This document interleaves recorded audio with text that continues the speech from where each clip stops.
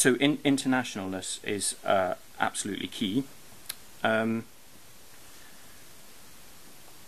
in terms of money, it wasn't cheap to build. We approached it, it's structured like a TV production or a small film production. There's a production pot, a budget, out of which the huge range of skills, again, which Marcus will talk some more about, I think, needed to build it, was paid. So it was a gamble, as Peter said to me on the way. No, that's like putting everything all on red.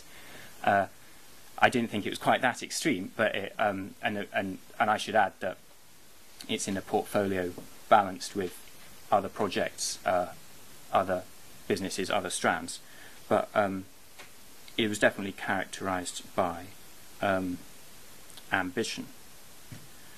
I was going to try now to summarise what I've learned from that and some of our other app projects as released just before Christmas, because I think the differences between working on something like that and on a book are vast. One of the characteristics of an app is that it's unconstrained.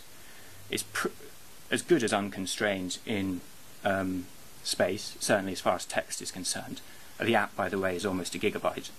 You can get a lot of pictures in there and a fair bit of video. Obviously, there's still a cap in current memory standards on the amount of video you can get in. But books are effectively quite bounded. You know, you can bind up to whatever 1,200 pages, but there's a cap. And as I know from experience, the use of images, the use of new media in books is limited. But this lack of constraint is a challenge. And what I find, I speak for myself in the inexperienced category, is that the more inexperienced people are in apps, the more they try and put in an app. And people who really know what they're doing chop out 90% of what you think needs to go in and keep it to the essentials.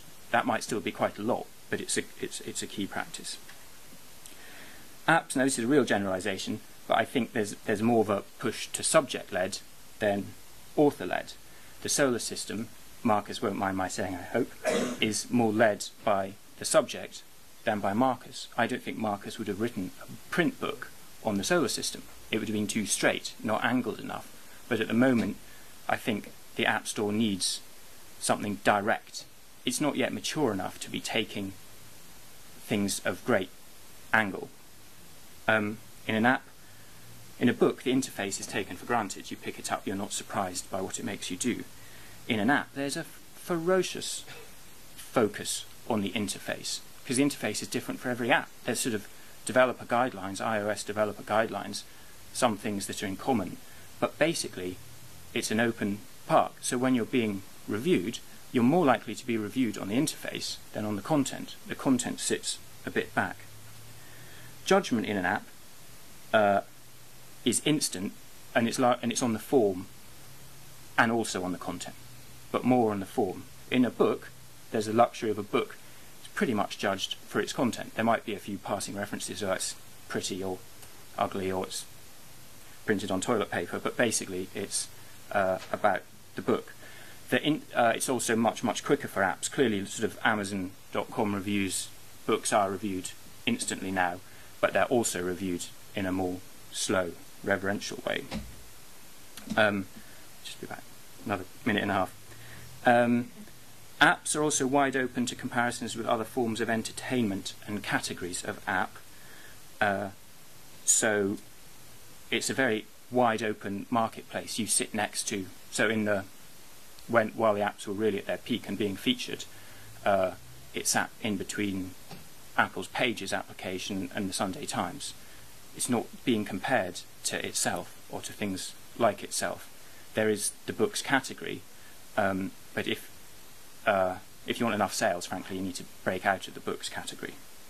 Apps, certainly insofar as the iOS apps, iPad, etc. are concerned, promotion is an editorial judgment, not paid for positioning as much of the book market.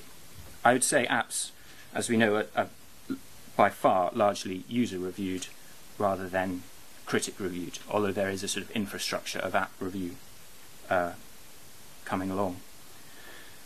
Apps are unbelievably ultra price sensitive, whereas books, which do largely exist in tiers. Paperback non-fiction is $9.99, fiction $7 or $8.99. Of course, that's discounted through Amazon, but the pricing in apps is sort of could be the subject of huge papers, conferences.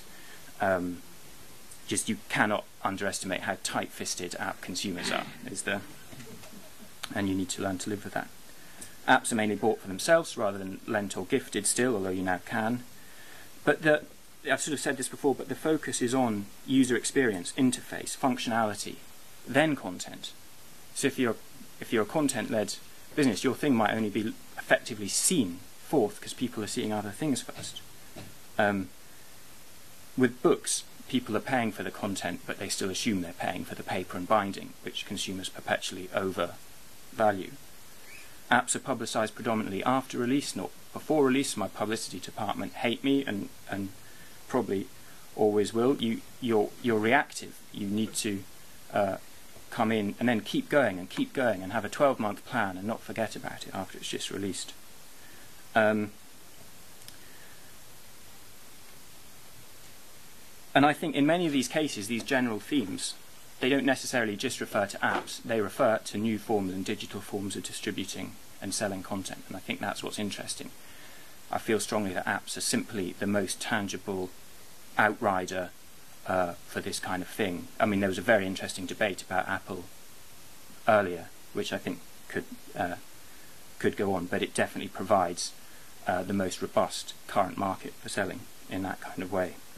I am at time, so I'll stop. But I think my view so far is this has shown me that successful apps can and do make money and can sell well.